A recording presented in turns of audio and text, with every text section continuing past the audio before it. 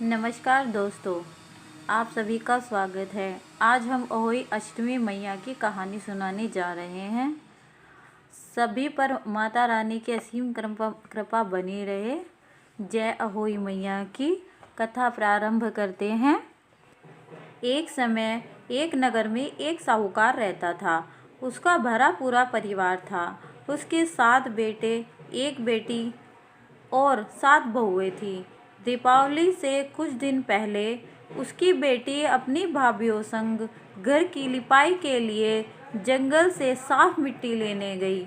जंगल में मिट्टी निकालते वक्त खुरपी से एक शाहू का बच्चा मर गया। इस घटना से दुखी होकर शाहू की माता ने साहूकार की बेटी को कभी भी मां न बनने का श्राप दे दिया। उस श्राप के प्रभाव से साहूकार की बेटी का कोख बन गया। श्राप से साहूकार की बेटी दुखी हो गई। अब उसने अपनी भाभियों से कहा, उनमें से कोई भी एक भाभी अपनी गोद बांध ले। अपनी ननद की बात सुनकर सबसे छोटी भाभी अपनी कोख बांधने के लिए तैयार हो गई।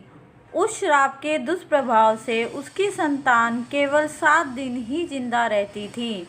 जब भी वह कोई बच्चे को जन्म देती, वह 7 दिन में ही मृत्यु को प्राप्त हो जाता। वह परेशान होकर एक पंडित से मिली और उपाय पूछा। पंडित की सलाह पर उसने तुरही गाय की सेवा करनी शुरू की। उसकी सेवा से प्रसन्न गाय उसे एक दिन शाहू की माता के पास ले जाती है। रास्ते में गरुड़ पक्षी के बच्चे को सांप मारने वाला होता है, लेकिन साहूकार की छोटी बहू सांप को मारकर गरुड़ पक्षी के बच्चे को जीवन दान देती है। तब तक उस गरुड़ पक्षी की मां आ जाती है।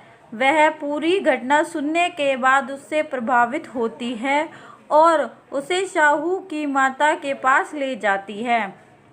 शाहू की माता जब साहूकार की छोटी बहू की परोपकार और सेवा भाव की बातें सुनती है तो प्रसन्न होती है और फिर उसे संतान की माता होने का आशीर्वाद देती है।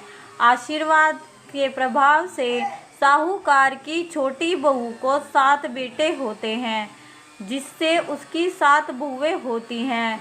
उसका परिवार बड़ा और भरा पूरा होता है। वह सुखी जीवन व्यतीत करती है।